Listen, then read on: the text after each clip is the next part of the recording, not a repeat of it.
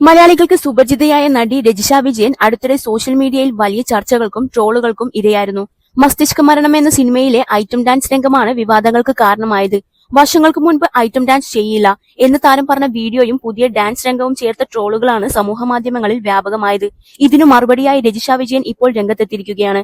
അഞ്ജലി പിള്ളയുടെ the fourth വാൾ എന്ന YouTube ചാനലിന് നൽകിയ അഭിമുഖത്തിലാണ് തന്റെ നിലപാട് താരം വ്യക്തമാക്കിയത്.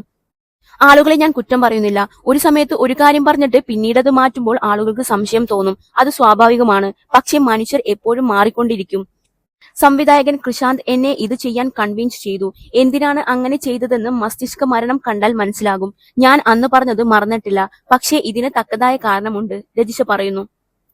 തന്റെ കരിയറുമായി ബന്ധപ്പെട്ട ആശങ്കകളെയും താരം തുറന്നു പറഞ്ഞു.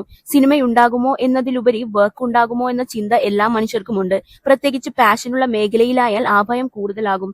മറ്റു ജോലികൾ ചെയ്യാൻ എനിക്ക് കഴിയും, പക്ഷെ സിനിമയിൽ നിന്നുള്ള സന്തോഷവും തൃപ്തിയും അറിഞ്ഞതിനാൽ അത് നഷ്ടപ്പെടുമോ എന്ന ഭയം ഉണ്ടായിരുന്നു, രജിഷ പറയുന്നു. ഒരു ഘട്ടത്തിൽ സ്ത്രീ കഥാപാത്രങ്ങൾ കുറഞ്ഞപ്പോൾ യഥാർത്ഥത്തിൽ ഭയപ്പെട്ടിരുന്നുവെന്നും താരം പറഞ്ഞു. എന്നാൽ ലോക എന്ന സിനിമ സംഭവിച്ചതോടെ ആത്മവിശ്വാസം വീണ്ടെടുത്തുവെന്നും ആ വിജയം വ്യക്തിപരമായി ഏറെ പ്രാധാന്യമുള്ളതായിരുന്നുവെന്നും രജിഷ കൂട്ടിച്ചേർത്തു. അത്തരം സിനിമകൾ വ്യത്യസ്ത കഥാപാത്രങ്ങൾക്ക് വഴി തുറക്കും. അഭിനേതാക്കൾ ഒരിക്കലും ഡെസ്പറേറ്റ് ആകരുത്. അങ്ങനെയാകുമ്പോൾ മോശം തീരുമാനങ്ങൾ എടുക്കുമെന്നും താരം പറഞ്ഞു. അജിത് വിനായക ഫിലിംസിന്റെ ബാനറിൽ വിനായക അജിത്താണ് മസ്തിഷ്ക മരണം നിർമ്മിക്കുന്നത്.